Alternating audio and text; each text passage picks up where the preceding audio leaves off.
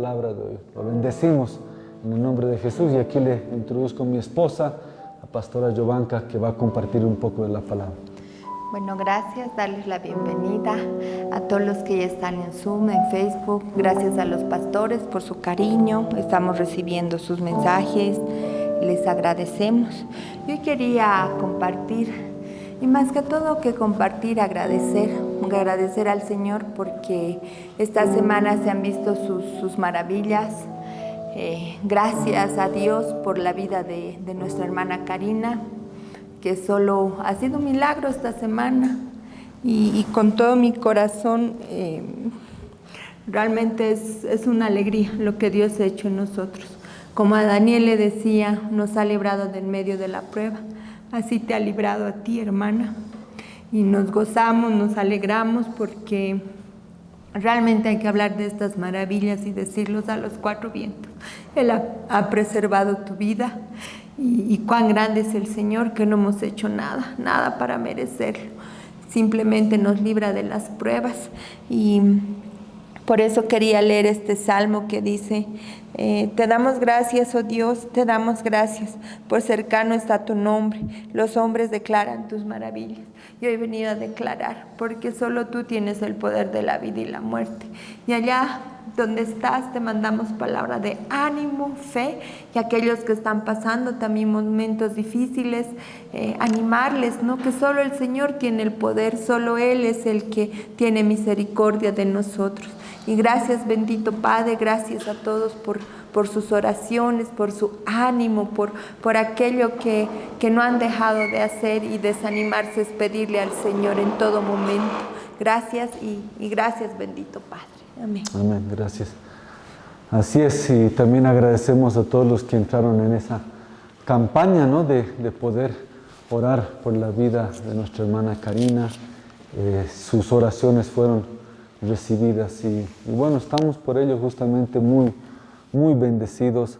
Son grandes señales las que estamos viendo en estos tiempos y sí hay que proclamarlas, hay que evidenciarlas para que la fe del pueblo también aumente y creamos que tenemos un Padre que es fiel a su palabra, fiel a su nombre, y por esa fidelidad y ese amor a Él mismo nos rescata, nos libera y nos ayuda, no una, sino muchas veces. Entonces, le damos gracias a Dios y hoy empezamos con este tema que estamos continuando ya el día de hoy, que es justamente el ya cuarto punto sobre el Evangelio de Juan. Hemos venido, gracias a Dios, estudiando esta palabra por partes.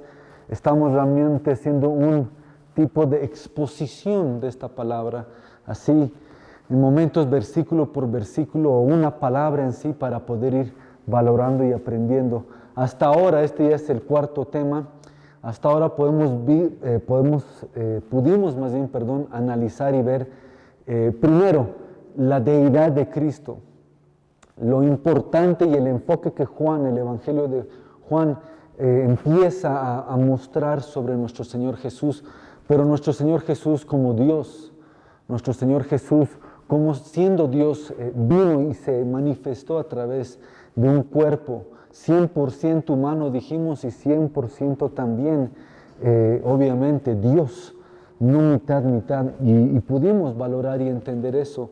También nos dimos cuenta lo diferente que es este Evangelio de Juan en referente a los otros, porque desde entrada empieza enfocando eso, la deidad de Cristo, el poder de Cristo, lo importante de Cristo, y empezó él ya narrando y mostrándonos cómo la Biblia entera, tanto Antiguo como el Nuevo Testamento, enfoca a Cristo. Él mismo dijo, estas escrituras hablan de mí. Entonces pudimos ver eso y observar lo importante de ello. Después también ya nos dimos cuenta de la luz que radica, que se manifiesta a través de Cristo, esa luz que vino a remover las tinieblas, esa luz que viene y puede entonces levantar una vida, traerlo a la salvación. Qué importante el mensaje y el entender el principio de que Dios se hizo carne y habitó en medio nuestro, Vimos esa palabra porque está escrita justamente en el Evangelio, que habitó en medio nuestro, se manifestó, vino y estuvo con nosotros nuestro Señor Jesucristo, trayendo esa salvación, trayendo liberación, trayendo el camino que debemos de seguir para nosotros poder ser salvos y tener una vida nueva. También pudimos ya en el tercer punto, que era el domingo pasado, analizar un poco del testimonio de Juan el Bautista. Porque los primeros versículos se enfocan en esto que ya mencioné, pero después hace como un salto. O dijimos también un cambio muy abrupto, ¿no? Muy fuerte de Dios, el Todopoderoso, de Cristo, del Espíritu Santo, cómo estuvieron ellos en el comienzo, en el Génesis, porque así empieza justamente el Evangelio de Juan, dice en el comienzo, ¿no? en el inicio, la palabra. Y de eso se enfoca en Juan el Bautista. Y vimos que Juan el Bautista era uno de los más grandes profetas del Antiguo Testamento, no por mérito propio, sino porque él tuvo el gran privilegio y responsabilidad de introducir al Cordero, de preparar el camino. Y vimos también que tanto su nacimiento, su padre, su madre y todo lo que él tenía era realmente algo sobrenatural, solamente denotando y aclarando lo importante realmente del ministerio de Juan referente a nuestro Señor Jesús. Vimos también que ahí terminamos que tenemos que nosotros ser luz, así como Cristo, nuestro Padre, Dios, el Espíritu Santo son luz, esa luz que produce fotosíntesis, esa luz que produce realmente esa revelación en este planeta. Nosotros somos luces que hechos a la imagen de Él, tomamos parte de ello, no somos como Dios, obviamente, pero que tomamos parte de esa luz para llevarla a los confines de la tierra para que la gente pueda ser salva. Y dijimos que eso era una tarea no del pastor, no de la pastora solamente, sino de todos los que hemos nacido de nuevo, porque entonces llevamos esa verdad, esa luz, para poder entonces no obligar ni forzar a nadie, pero sí convencer que las personas puedan entonces acceder y ser salvas también. Y en eso terminamos y hoy vamos a retomar otros versículos. Araceli, si me puedes pasar por favor mi iPad para poder empezar ya los próximos que nos tocan, que va a ser Primera de Juan capítulo 1, no, perdón, no es Primera de Juan, siempre me confundo, el Evangelio de Juan capítulo 1, versículo 14 en adelante. Eso es lo que vamos a hacer ahora. Vamos a leer entonces la Biblia juntos. Pero ustedes ahí en casa empiecen abriendo su Biblia, Evangelio de Juan. Ok, el Evangelio de Juan está adecuado para poder entonces apartar las tinieblas con la luz de Cristo.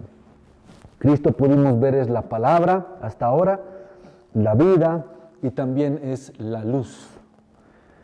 Cristo es la luz y esto está demostrado en los primeros 4 versículos y la semana pasada pudimos avanzar hasta el versículo 13 y hoy vamos a leer del 14 al 18 y dice así: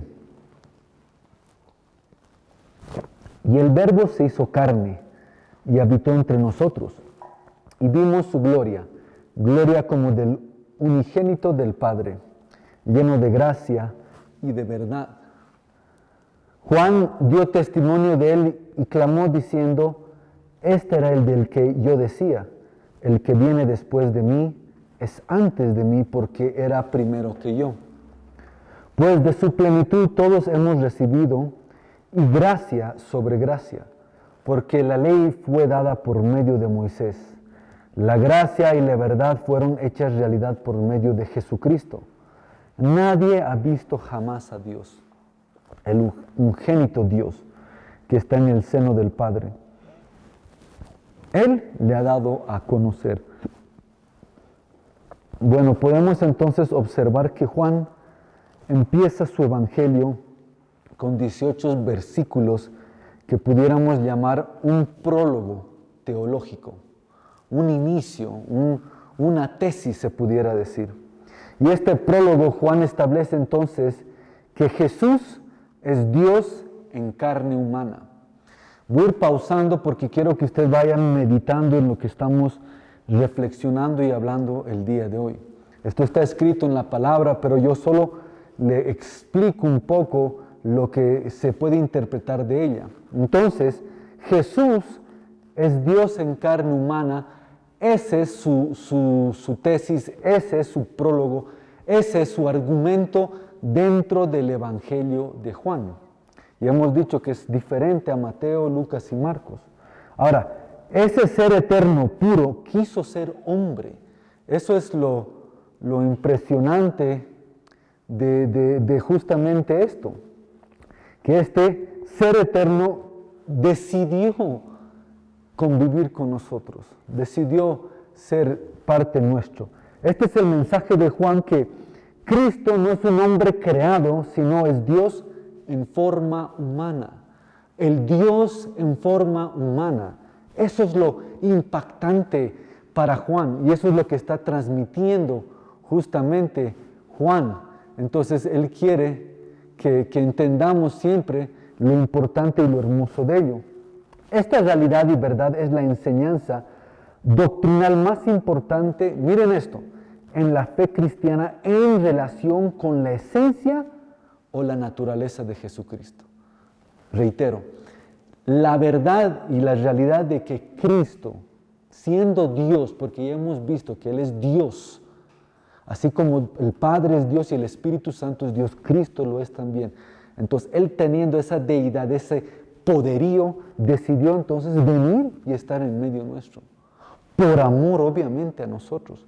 Entonces, esa realidad, una vez más reitero, y verdad es la enseñanza, es la base de la doctrina y es importante para la fe cristiana. Principios, el abecedario le dicen a veces también, ¿no ves?, del Evangelio, la realidad, lo importante de esto, porque eso es. Y ese es, una vez más, el tesis, lo que está presentando ahorita Juan. Entonces, él lo resume así, y lo hemos leído ahorita, y se lo vuelvo a explicar. El Verbo se hizo carne. Eso estamos analizando ahorita. Juan dijo el Verbo, que es Cristo, se hizo carne. ¿Por qué eso es tan importante? Por lo que ya establecí y hemos dicho. Y lo estamos reiterando y lo vamos a seguir afirmando, porque eso tiene que ser así como vemos en una estructura, en un edificio, el cimiento, la base por la cual nuestra fe tiene que estar establecida. Bueno, entonces aprendimos en estos 13 versículos que el único verdadero y eterno Dios se hizo hombre. Miren, el infinito se hizo limitado. El que no tenía límites, el que no tenía ningún tipo de límite, accedió a ser limitado al hacerse hombre. Por favor, mediten en lo que estoy diciendo, porque él no tenía que hacer eso. El Eterno entró dentro de un tiempo, el que estaba fuera del Kairos, que estaba fuera del tiempo, o más que todo que el Kairos, diríamos más bien dentro del crono, que es como se maneja el planeta dentro del crono. Él termina ingresando. Es fuera de serie el pensar y meditar en lo que les estoy diciendo. El que crea, el que forma todo esto, al final termina ingresando y siendo parte de ello. Yo escuché un testimonio en las famosas lectures le dicen en inglés, que son un tipo de presentaciones que hacen en el famoso TED, le llaman, que hay en todas partes del mundo. Una mujer que estaba muriendo y ella se desdobla, como dicen ellos, sale de su cuerpo su espíritu, y escúchenme bien por favor, sale de su espíritu y al salirse se ve ella como un gigante, enorme en estatura, y puede ver su cuerpo ahí abajo en la camilla, en el hospital, y ve ella lo grande que es. No me acuerdo ya detalle porque lo escuché hace años, y ella era una científica que con esta experiencia sobrenatural termina creyendo en Dios. Entonces no sé qué pasa con ella, no sé dónde va y qué es lo que hace, Pero en algún momento Dios le dice, tienes que volver a tu cuerpo. Y cuando ella ve ese cuerpo y dice, yo tengo que volver a mi cuerpo, dice, ¿cómo yo siendo tan grande voy a poder ingresar de vuelta a este cuerpo humano? Ahora, ¿por qué estoy haciendo o dando este ejemplo o narrando esa historia? Porque si ella, que era como nosotros, parte cuerpo, espíritu y alma, al salirse siendo espiritual, vio que no podía encajar en este cuerpo, en este estuche que tenemos, ¿cuánto no más Dios que creó todos estos espíritus y todas las almas y los cuerpos los cuales hoy poseemos? Entonces, realmente que Cristo, siendo Dios, Verbo, siendo Dios todopoderoso, ingrese dentro de un cronos, dentro de un tiempo, se limite, realmente es lo que hemos leído, que Él se despojó de todo eso. Fuera de serie. No hay otro Dios sobre la faz, en ningún otro tipo de ideología, creencia que haya hecho algo similar. Puedan compararlo, pueden verlo, estudienlos. No existe otro igual. Entonces, el omnipresente fue confinado en un cuerpo humano. El invisible permitió ser visible. Entonces, la iglesia siempre ha creído esta verdad. No es nada nuevo lo que les estoy hablando. Por favor, no vayan a pensar que es mío, que vengo yo aquí con toda esta revelación propia. No, esto la iglesia lo sabía. Esto es solamente que está ahí escrito y ellos lo tenían desde el comienzo, proclamando esta verdad. Pero la diferencia es que, claro, eso se ha perdido el día de hoy. La única perspectiva de Cristo por la cual alguien puede escapar del mismo infierno y entrar al cielo es esta realidad, que el Dios poderoso habitó en medio nuestro, está con nosotros el día de hoy. Por esto, la insistencia de Juan referente a la deidad de Jesucristo, como lo vamos a ver en el capítulo 20, 31, es esta. Acompáñenme, Juan 20, 31, porque aquí, ya terminando el Evangelio de Juan, él, terminando, pone una vez más este cimiento y esta base. Vayan, por favor, conmigo, Juan 20, 31.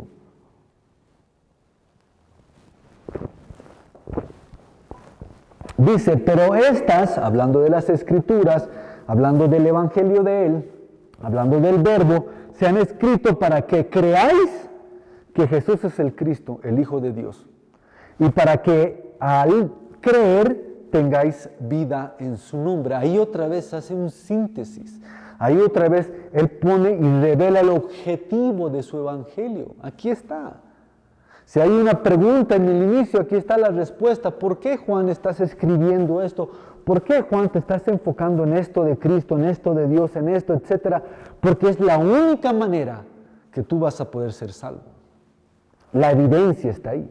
Entonces podemos notar que Juan está obsesionado con esta doctrina fundamental. Y yo anhelo y deseo que tanto usted como mi persona estemos también obsesionados con esta realidad.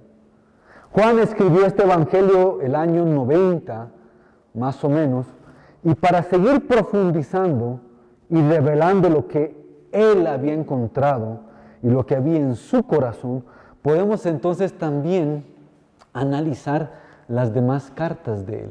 Ahí es donde ya entra primera de Juan, segunda de Juan y tercera de Juan, cartas que Juan hizo. Ahora las cartas de Juan estaban dirigidas, miren, a creyentes para poder revelarles las marcas de una salvación verdadera. La Biblia está escrita para los creyentes. Obviamente es una herramienta también para los que no creen, no hay duda. Pero aquí Juan en estas cartas les empieza a hablar a la iglesia ya establecida y formada. Primera de Juan, capítulo 1, del 1 al 3, y esto ya lo hemos podido estudiar en nuestras sesiones de los miércoles, pero primera de Juan 1, 1 al 3 dice, lo que existía desde el principio, lo que hemos oído, lo que hemos visto con nuestros ojos, lo que hemos contemplado, y lo que han palpado nuestras manos acerca del verbo de vida. Pues la vida fue manifestada y nosotros la hemos visto y damos testimonio y os anunciamos la vida eterna, la cual estaba con el Padre y se nos manifestó. lo que hemos visto y oído os proclamamos también a vosotros para que también vosotros tengáis comunión con nosotros. Y en verdad nuestra comunión es con el Padre y con su Hijo Jesucristo. Miren, otra vez, vean por favor la insistencia de Juan. Vean lo importante para Juan que esto se entienda. Dice, hemos oído, hemos visto, hemos contemplado. Contemplar es algo muy diferente. Y al final dice, hemos palpado. Qué impresionante es eso. La cual está con el Padre y se manifestó. Y reitera más abajo otra vez, visto, oído. Y es la que proclamamos. Entonces Juan está completamente asombrado por el hecho de que él escuchó, vio atentamente y tocó al Creador del universo. Miren las palabras que estamos usando. Él pudo escuchar, ver atentamente al Creador del universo. Por eso ya en la primera sesión que tuvimos, esta es la cuarta nuestra, vimos lo importante de la deidad, del Dios Cristo y el hecho que Él se manifestó. Entonces Él está asombrado de eso.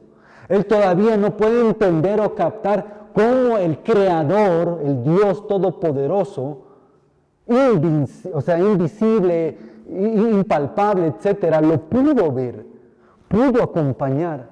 Miren, más que eso, pudo reclinarse en su pecho. Juan diría, pero ¿qué soy yo para poder tener tan gran privilegio? Y al final del día de hoy sabemos que Cristo está presente igual con nosotros, entonces diríamos, ¿qué somos nosotros para poder tener este evangelio? Tenemos que meditar en estas realidades que están aquí, no encriptadas, están escritas, es solo leerlas y entenderlas. Y reveladas aquí por la luz y la misericordia de nuestro Señor. Entonces, reitero, Juan estaba anonadado de lo que él experimentó y no podía ponerlo a un lado. Y esto se observa en todas sus cartas, por eso reitera. Quizás por esta razón Juan en este evangelio se hace llamar no como Juan, sino como el discípulo que Jesús amó. Porque Jesús, Dios el Creador, lo amó a él. Imagínense eso. Reitero, ¿qué somos nosotros para que Él nos ame? Para que Él venga a nuestro rescate. Y todavía nos hacemos rogar, todavía resistimos, todavía queremos hacer nuestra voluntad. Bueno, es a veces impresionante. Y si está aquí alguien escuchándome, por favor mediten lo que estoy hablando. Si usted tiene el privilegio y la oportunidad de estar en este mensaje, dele gracias a Dios. Primera de Juan, estamos alumbrando un poquito de luz en las cartas de Juan para que podamos entender justamente lo que Juan está hablando en su propio evangelio, lo que él mismo está enfocando. Y eso es lo que estamos trayendo a luz. Primera de Juan, capítulo 2, versículos 22 al 25. Yo le espero hasta que lo encuentre, lo busque y lo lea. Mejor si lo puedes resaltar ahí en casa, aquí también, porque nos va a servir y va a ser para bien. A ver, ahora sí se lo leo. Primera Juan 2, 22 al 25 dice, ¿quién es el mentiroso sino el que niega que Jesús es el Cristo? Este es el anticristo, el que niega al Padre y al Hijo. Todo aquel que niega al Hijo tampoco tiene al Padre. El que confiesa al Hijo tiene también al Padre. En cuanto a vosotros, que permanezca en vosotros lo que oísteis desde el principio. Si lo que oísteis desde el principio permanece en vosotros, vosotros también permaneceréis en el Hijo y en el Padre. Y esta es la promesa, que Él mismo nos hizo la vida eterna. Entonces, permanencia empieza aquí a tocar Juan. Principio, permanencia en vosotros. Vosotros también permaneceréis en Él. Si te opones a la realidad de quién es Cristo, terminas separado de Dios. Y eso para Juan es muy serio. Si no entiendes, si no captas que Dios poderoso, a través y en su Trinidad, con el Hijo y con el Espíritu Santo, envió al Hijo, el Hijo siendo Dios, se manifestó tanto 100% carne como 100% Dios, y estuvo en medio de nosotros para salvarnos, no entendemos eso, no captamos eso, no aceptamos eso, es serio. porque entonces ese es el fundamento. Lo demás que lo entiendes no tiene sentido si esto no lo entiendes, si esto no lo has captado bien. Primera de Juan, capítulo 4, versículo 1 al 3. Vayamos, ahí estamos, en las cartas de Juan, las famosas y hermosas cartas de Juan. Amados, no creáis a todo espíritu, sino probad los espíritus para ver si son de Dios, porque muchos falsos profetas han salido al mundo. En esto conocéis el Espíritu de Dios. Todo espíritu que confiesa que Jesucristo ha venido en carne es de Dios. Y todo espíritu que no confiesa a Jesús no es de Dios. Y este es el espíritu del anticristo, del cual habéis oído que viene y que ahora ya está en el mundo. Otra vez, ¿qué está aquí resaltando Juan? Que el que ha confiado, el que ha creído en el Dios hecho manifiesto a través de Cristo, verdadero, 100% hombre y 100% Dios, ese que ha venido en carne, que es Dios, entonces tiene la salvación. Pero el que no confiesa que Jesús, y aquí está lo estamos leyendo, no vino realmente en carne, solamente en espíritu, ese no es de Dios. Aquí sí no basta medio creer, aquí no basta, sí, más o menos, no, tienes que tenerlo claro. No lo digo yo, por favor, no lo estoy insistiendo yo. Solo le estoy leyendo lo que está escrito en la Biblia, para que entonces todos podamos realmente acceder a la salvación y tener la doctrina sana, clara y evidente. Primera de Juan, capítulo 5, ya vamos terminando el primer libro de Juan, versículo 1, miren lo que dice. Todo aquel que cree que Jesús es el Cristo, es nacido de Dios. Y todo aquel que ama al Padre, ama al que ha nacido de Él. Entonces, es por fe, cierto, pero ¿fe en qué? En esta realidad. Hermano, yo tengo que tener fe, pastor, tienes que tener fe, hay que creer, pero ¿fe en qué? En lo que estamos hablando en esta mañana. Tienes que tener fe en el fundamento de lo cual está establecido este evangelio, y eso es que Dios, siendo Dios, decidió venir a la tierra, ser partícipes con nosotros para llevar nuestros pecados, darnos una vida nueva y poder acceder nosotros a través de Él al cielo. Esa es la evidencia y la realidad. Entonces no es yo creo por creer, yo tengo que entender en qué estoy yo creyendo, qué es para mí realmente este evangelio. Primera de Juan 5, 4 al 5, ahí más abajito, Primera de Juan capítulo 5, 4 al 5, ahí estamos, dice, porque todo lo que es nacido de Dios vence al mundo. Y esta es la victoria que ha vencido al mundo, nuestra fe. ¿Y quién es el que vence al mundo sino el que cree que Jesús es el Hijo de Dios 2 veces? Y alguien diría, Juan, por favor, ya lo entendí, ya lo capté, está bien, muchas gracias, apóstol Juan, hasta ahí nomás. No, va a insistir, él va a insistir más bien, hasta que se grabe en la mente, en tu corazón. Primera de Juan 5:20, más abajito. Y sabemos que el Hijo de Dios ha venido y nos ha dado entendimiento. Ahí está. Tenemos que tener entendimiento, por favor. Tinieblas es igual a ignorancia. ¿Me hago entender? Entonces, entendimiento y sabiduría y revelación es igual a luz. Tenemos que tener entendimiento. Aquí dice, se lo leo de nuevo. Y sabemos que el Hijo de Dios ha venido y nos ha dado entendimiento, a fin de que conozcamos al que es verdadero. Y nosotros estamos en aquel que es verdadero, en su Hijo, Jesucristo. Este es el verdadero Dios y la vida eterna. Otra vez enfocado en Cristo. Pero hay que tener entendimiento. Hay que tener entendimiento. ¿En qué baso yo mi fe? ¿Cuál es mi creencia? En Cristo, sí, pero ¿Cristo qué? ¿Qué representa Cristo? Ahí va una vez más, que Él siendo Dios, que estaba fuera del tiempo, fuera del cronos, decidió venir a la tierra y habitar en medio nuestro. Juan dice, nosotros sabemos que el Hijo de Dios vino a la tierra. Lo vimos, lo escuchamos, lo tocamos, y Él nos dio entendimiento para que sepamos o conozcamos a Él, a quien es verdadero. Mas nosotros estamos en Él, que es verdad en su Hijo, Jesucristo. Jesucristo es el verdadero Dios y la vida eterna. Ahora podemos volver entonces al versículo 14 del Evangelio de Juan, donde empezamos esta mañana. Y ahí vemos en Juan 1, 14 al 18, que dice la palabra, y el Verbo se hizo carne. Y habitó entre nosotros y vimos su gloria, como del unigénito del Padre, lleno de gracia y de verdad. La humanidad de Jesús no es como la humanidad de Adán antes de su caída. Eso lo voy a aclarar para que no vaya a haber una duda en su pensamiento. Porque algunos piensan que Jesús es 100% humano, sí, pero como lo fue Adán antes de su caída. Antes de su caída. Y eso no es verdad porque Él vivió, creció y murió como cualquier otro humano, y eso lo hace igual que Adán, pero después de la caída. ¿Me explico? La noción de que yo diga, bueno, Cristo sí era 100% humano, pero como lo fue Adán antes del pecado, antes de caer y morder ¿no ves? La manzana, supuestamente, no era manzana, pero antes de ser tentado, etcétera, etcétera. Así era Jesús entonces, a eso sí yo entiendo. No, sino ya después de la caída, porque Él tenía un cuerpo que se desgastaba y moría. Adán, antes de su caída, era eterno. Y el cuerpo que tenía era diferente.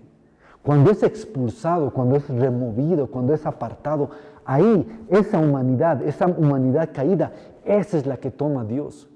Por eso es fuera de serie. Él sabía que al nacer iba a morir, aunque era Dios, porque estaba dentro de un cuerpo humano. Entonces, cuando hablamos de que Cristo, Dios, se hizo humano, 100% humano, es el Adán, pero ya después de la caída, no antes, no previo, no con una humanidad sobrenatural. Él como humano no podía atravesar paredes, dejar de comer, etc. No, él tenía que ser todo lo que todos los humanos, por eso lo vemos en momentos un poco cansado, durmiéndose en la barca, comiendo. Tenía un cuerpo. Es más, si Él no fuera hombre, no tendría la habilidad de entender nuestras debilidades, nuestros padecimientos, nuestras tentaciones. ¿O no fue tentado 40 días en el desierto? Entonces, Él es humano como nosotros lo somos, con una excepción. Y esta es la excepción más grande, que es Él no pecó. O sea, sin pecado. No pecó. Él es sin pecado, santo, puro, por siempre. No solamente cuando habitó en nosotros, por siempre. Segunda de Corintios capítulo 5 versículo 21 dice, al que no conoció pecado le hizo pecado por nosotros, para que fuéramos hechos justicia de Dios en él. Veamos otra parte del versículo. Y habitó entre nosotros, ok. Acuérdense que estamos hablando esta parte de habitar. Porque hace un momentito vimos cómo Él se manifestó, pero también habitó. ¿Se acuerdan? Juan capítulo 1, versículo 14 dice, y el Verbo se hizo carne y habitó entre nosotros. Amén. Entre nosotros. Y ahorita eso es lo que yo quiero mostrarles, la palabra habitó. La palabra habitó, hermanos, es la palabra eskenó. Y eso significa, y escúchenme bien, y pueden anotarlo si ustedes lo desean, la palabra habitó, habitar, significa acampar, ocupar, residir. Como Dios lo hizo en el tabernáculo de la antigüedad, ¿se acuerdan? Símbolo de protección y comunión, así habitó. Extender su tabernáculo, habitar y morar, esa es la palabra esqueno, que significa habitó. Amén. Él moró con nosotros por ¿cuánto? 33 años. El Dios poderoso, el que crea los universos, habitó con nosotros 33 años sobre esta faz de la tierra.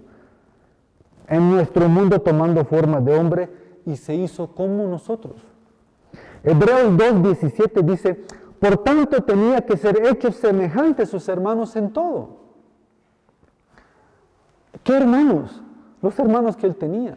Pero él tenía que ser a la par a ellos y a la par de todos nosotros igual, un hermano más.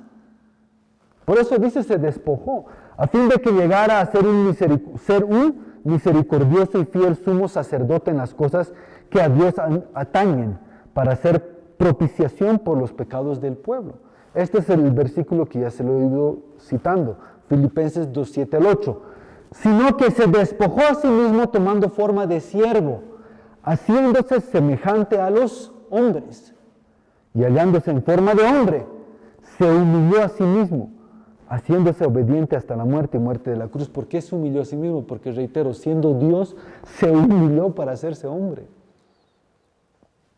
Nosotros no, y somos hechos así nos creó Él, pero Él sí se tuvo que humillar para tomar esta forma. Entonces Dios en forma humana, esto es lo bonito, acampó con nosotros.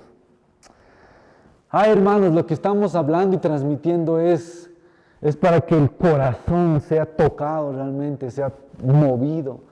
Y digamos, realmente yo debo de esforzarme, yo debo de buscarlo, yo debo de obedecer, yo debo de amarlo, yo debo de serle fiel, porque mira lo que Él ha hecho y está haciendo por mí.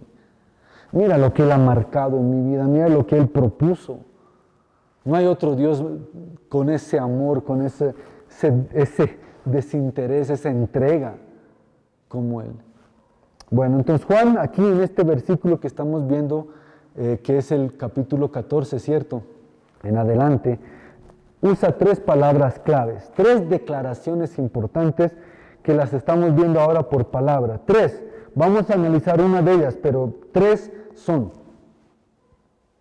Primera, gloria. Segunda, gracia.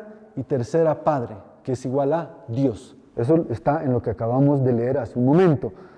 Primera de Juan 14 al 18 dice, y el Verbo se hizo carne y habitó entre nosotros y vimos su gloria. 1, reitera, gloria como del unigénito del Padre, ahí está Dios, lleno de gracia, ahí está, y de verdad.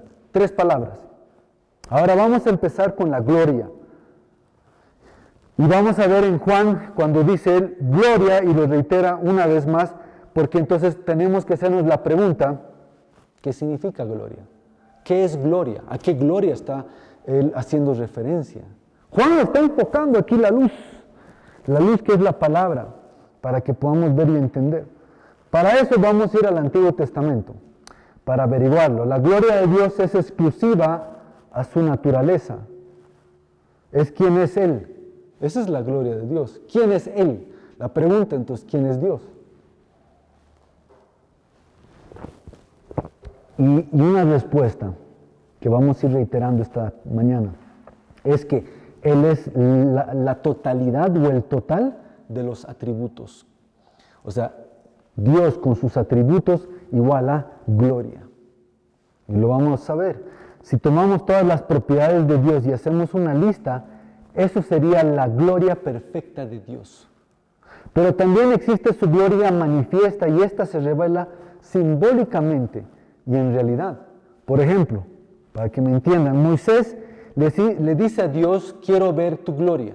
Moisés era osado, era valiente, era muy impresionante y eso es lo que a mí me agrada de Moisés porque él aprovechaba realmente tomar algunas cosas y eso es como a veces nosotros debemos de ser. Éxodo capítulo 33 al 18, usted ahí anótelo, yo se lo voy a leer por ya cuestión nomás de tiempo, donde dice, entonces Moisés dijo, te ruego que me muestres tu gloria. Y miren lo que le dice Dios más abajito, en el 20, y añadió, no puedes ver mi rostro, le dice Dios, porque nadie puede verme y vivir. Es imposible. ¿Por qué? Porque su santidad no puede estar al lado de lo que es el pecado o lo que es algo referente a la tiniebla.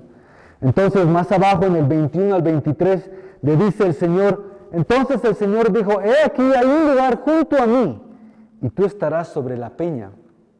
Y sucederá que al pasar mi gloria, te pondré en una hendidura de la peña, y te cubriré con mi mano hasta que yo haya pasado. Después apartaré mi mano y verás mis espaldas, pero no se verá mi rostro. Entonces, uno diría, ¿qué es esto? ¿Qué significa esto? La naturaleza de Dios, la esencia de Dios, escúchenme bien por favor, lo eterno y lo complejo de Dios. El Dios glorioso manifiesto en una luz radiante era lo más cercano que se podía ver. Porque realmente si Él se revelaba, se presentaba como tal, mataba a todos. Es imposible por eso verlo a Dios. Es imposible. Pero aquí empieza ya a mostrar una representación de su gloria y lo vamos a ver aquí como algo visible, pero en forma de luz. No realmente una silueta o algo de Dios tal cual, porque no se puede, pero sí en forma de luz, más o menos. Quizás esto es lo que Adán y Eva vieron en el paraíso cuando ellos hablaban y caminaban con Dios. Porque Dios es invisible, llamado varias veces en la Biblia el Dios invisible. Por ahí entonces eso es lo que llegaron a ver Adán y Eva. Antes de la caída, antes de la tentación, antes de la serpiente, etc. Posiblemente ellos lo veían a Dios. Pero una vez que cayeron, una vez que entró el pecado en ellos, ya no lo podían ver. Porque si lo veían, morían. Entonces, ¿qué es lo que vieron? Y aquí es el famoso Shekinah, usted lo conoce, es una palabra griega, Shekinah. ¿Qué dice? El Shekinah de Dios. ¿Qué significa el Shekinah de Dios? La gloria de Dios. ¿Qué estamos enfocando ahorita en esta mañana? Primero, lo importante y glorioso de Cristo, Dios que vino y habitó en nosotros. Dos, la gloria de Dios en sus facetas o de la manera que se manifiesta. Caminaron con la presencia de Dios manifiesta en luz de alguna manera. Quizás podían absorber la gloria, hablando de Adán y Eva, de Dios porque no eran caídos, pero una vez que cayeron de esa gloria, tuvieron que ser removidos porque no podían ver su gloria o tener compañerismo con Él. Entonces Moisés le dice, muéstrame tu gloria. Y Dios le dice, te mostraré mis espaldas. Porque es tan majestuoso y poderoso la gloria de Dios que nos destruiría, lo hubiera matado a Moisés, porque era un pecador, como lo somos nosotros también. No practicamos el pecado y eso espero que sea evidente en nuestra vida, pero no significa que no pecamos. Bueno, en el versículo 19, y ahí estamos, Éxodo 33, 19, dice, y él respondió, yo haré pasar toda, miren, esto es la gloria definida. Primero estoy estableciendo la gloria visible y se puede ver como lo vio Moisés, las espaldas del Dios Todopoderoso, como una luz radiante, como algo, pero realmente no visible, porque si se manifestaba Dios, moría Moisés. Pero ahora sí podemos ver algo, ¿y qué es? Sus atributos. Por favor, présteme atención. Lo que podemos ver entonces es la gloria definida, y esa gloria definida son los atributos de Dios. Y aquí en este versículo los empieza a narrar. Miren, y él respondió, yo haré pasar mi bondad, primero, delante de ti, y proclamaré el nombre del Señor delante de ti, tendré misericordia, segundo, del que tendré misericordia, tendré compasión, tercero, de quien tendré compasión. Y eso no es lo único de su gloria manifiesta o definida, pero son sus atributos, algunos de ellos. Entonces, el decir, bueno, yo no estoy viendo ninguna luz, sí, pero puedes ver la bondad, puedes ver la misericordia, puedes ver la compasión de Dios. Eso son los atributos de su gloria. El que Dios te salvó, el que Dios te rescató, el que Dios te limpió, te levantó, son esa gloria definida y manifiesta en tu vida. No podemos ser ciegos y no verlo. No podemos haber nacido de nuevo y no palpar eso, entender eso. Luego más adelante en el próximo capítulo el Señor desciende y en forma de luz gloriosa pasa delante de Moisés y empieza a describir su gloria una vez más. Miren, ya estábamos en el Éxodo 33, 19. Ahora en el Éxodo 34, versículos 5 al 7, el Señor empieza otra vez a describir su gloria. Por eso es palabra de Dios, no me haga caso a mí, haga caso a la palabra, escuche lo que está ahí escrito. Y sí hágame caso de lo que le estoy hablando de la palabra, porque está escrita, entonces al final yo que estoy hablando más que la palabra que está ahí. Éxodo 34, 5 al 7 dice, y el Señor descendió en la nube y estuvo allí con él mientras éste invocaba el nombre del Señor. Entonces pasó el Señor por delante de él y él proclamó el Señor Dios compasivo, clemente, lento para la ira, abundante en misericordia y verdad, verdadero, el que guarda misericordia, ahí va otra vez a millares, el que perdona la iniquidad, atributos de su gloria. El Shekinah, y a veces la gente usa la palabra Shekinah, hay nombres hasta de iglesias con Shekinah, pero entenderán realmente qué significa todo esto, que es una gloria tanto visible que se mostró, 1, en Cristo, 2, en el Antiguo Testamento como esa luz radiante, y 3, lo vemos aquí específicamente en sus atributos de esa gloria. Si yo digo, el Dios Shekinah, entonces yo tengo que estar consciente de que Él es compasivo, que Él es bondadoso, que Él me ama, que Él perdona, que Él es verdadero, que Él castiga, porque aquí también dice eso. Entonces ya estoy dentro de la esfera de lo que es realmente el cimiento y la verdad de lo que es Dios manifiesto a través de Cristo, el Evangelio. La gloria de Dios es el conjunto de todos sus atributos. Y algunas veces se muestra o se mostraba a través de una luz resplandeciente. Si me pueden dar un poquito más, por favor.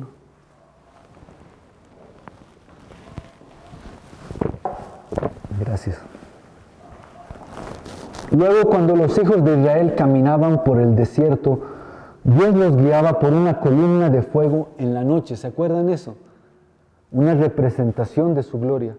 Y cuando el tabernáculo fue construido, la gloria de Dios descendió. Otra representación de su gloria. ¿Se acuerdan? El tabernáculo de Moisés. Lo terminaron y dice que Él habitó en medio de ese tabernáculo. Eso pasó en el Antiguo Testamento. Veamos hacia el futuro. En el futuro dice la Biblia que Jesús retornará con una gran gloria. ¿Dónde dice eso? Mateo 24, versículo 29 al 30. Gracias. Dice, vaya a Mateo 24, versículo 29 al 30.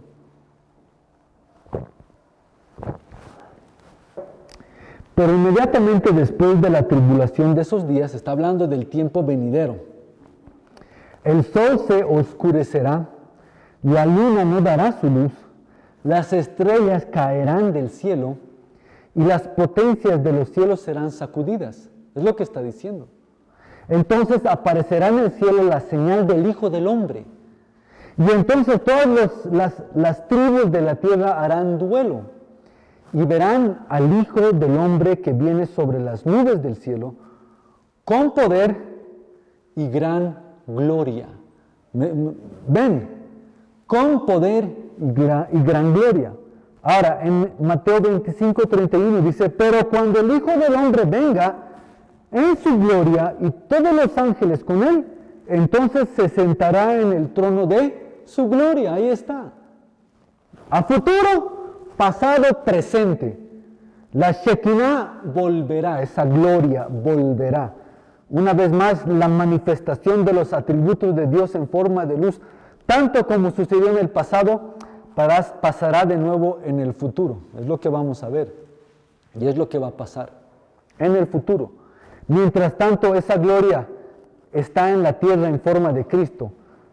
Y en el libro de Mateo, Lucas, cuentan como Pedro, y ustedes quizás se acuerdan de esto, Pedro, Santiago y Juan, al cual estamos el día de hoy estudiando y leyendo el Evangelio de Juan, subieron con Jesús al monte de la transfiguración. Veamos qué es lo que sucede ahí. El monte de la transfiguración es muy conocido. Mateo 17, versículo 1 al 3. A ver, vaya conmigo, por favor. Vaya conmigo. Mateo, capítulo 17, versículo 1 al 3. Vamos a ir viendo. Dice, 6 días después Jesús tomó consigo a Pedro, Jacobo y a Juan, su hermano, y los llevó aparte a un monte alto y se transfiguró delante de ellos. Y miren esto, y su rostro resplandeció como el sol. ¿Qué palabras más precisas y exactas para narrar una experiencia sobrenatural? Dice, el rostro resplandeció como el sol y sus vestiduras se volvieron blancas como la luz. Y aquí les aparecieron Moisés y Elías hablando con él. Su rostro resplandeció como el sol y sus vestiduras se volvieron blancas como la luz. Volvamos a Juan cuando él dice, vimos su gloria. Una vez más, vimos su gloria. Puede interpretarse como vimos la luz, vimos la Shekinah, porque Juan estuvo en ese monte cuando Cristo se transfiguró. Una vez más, ahí Cristo es como que revelara, sacara por un momento lo que estaba realmente delante de esos hombres, en un cuerpo humano, pero realmente el Dios poderoso dentro de él. Cristo como Dios, revelando la Shekinah, revelando esa gloria que Moisés había contemplado en el Antiguo Testamento. Juan 1:14, volvamos de nuevo, dice, y el Verbo se hizo carne y habitó entre nosotros y vimos su gloria, gloria como del unigénito del Padre, lleno de gracia y de verdad. Pero es aún más, porque estamos reiterando un poquito más, estamos indagando un poco más. Va más allá de solamente esa luz que resplandece como sol, más que esa luz brillante, va más allá. Acuérdense cómo se presentó Cristo también a Pablo, cuando lo estaba persiguiendo Pablo a la iglesia, camino a Damasco, y se le presentó Jesús con una luz radiante, la gloria, la Shekinah. Pero no es solo eso, hemos dicho que también hay atributos. Hay atributos como la bondad, el amor, la misericordia, la paciencia, que no se ven, pero se manifiesta. Ese amor se manifiesta en nosotros. Pero es aún más, Juan no está hablando solo de la representación gloriosa en forma de luz, sino como testigo de los atributos de la gloria, de la cual él fue testigo al verlo en la vida de Cristo. Juan pudiera decir, vimos su amor, vimos su misericordia, vimos su sabiduría, vimos su poder, vimos su justicia, vimos su santidad, vimos su compasión, vimos su omnipotencia, vimos su omnisciencia, vimos su enojo, vimos su ira, vimos su bondad, vimos su paciencia, lo vimos todo. Cuando él dijo, no ves, lo tocamos, vimos, contemplamos, él está hablando de esto. La pregunta entonces, ¿usted está viendo eso? Nosotros estamos viendo eso el día de hoy. Estamos palpando, somos conscientes o estamos conscientes de ello. Porque si es así, obviamente entonces de una u otra forma, quizás no de la noche a la mañana, pero por lo menos en un proceso, la vida tanto de usted como la mía y de todos los que estamos aquí también iría cambiando. Juan, y se lo vuelvo a leer porque creo que es importante, diría entonces, cuando él dice yo he visto, yo he tocado, yo he palpado, yo he contemplado, él diría, y quizás y esperemos nosotros también con él, vimos su amor, vimos su misericordia, vimos su sabiduría, vimos su poder, vimos su justicia, vimos su santidad, vimos su compasión, vimos su omnipotencia, vimos su omnisciencia, vimos también su enojo, vimos también su ira, vimos también su bondad, como vimos su paciencia. Una vez más reiteraría él, lo vimos todo. Vimos todo lo que está escrito en el libro de Éxodos, capítulo 33 y 34, y vimos su luz, su gloria. No dudamos que Él es Dios. Vimos la luz manifiesta que simboliza su gloria y vimos los atributos que conforman su gloria. Vimos una representación visible como invisible de la gloria en la vida de Jesucristo. Y ese es otra vez el tesis, el prólogo teológico de Juan. Más adelante veremos en Juan 2:11 el comienzo de las señales de Jesús a través de esa gloria. Por ejemplo, Juan capítulo 2:11, nos estamos adelantando solo un poquito. Dice, este principio de sus señales hizo Jesús en Caná de Galilea y manifestó su gloria, y sus discípulos creyeron en él. Juan como testigo nos está diciendo, vimos su gloria. Cuando él formó y hizo que esa agua se vuelva en vino. Empezó a manifestarse también esa gloria que había en él, ese Shekinah.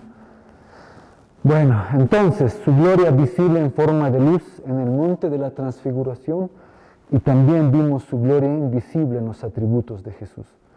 Entonces, si le preguntáramos a Juan si Jesús es Dios, Dios hombre, Dios en carne y hueso, Juan diría indudablemente, sí lo es.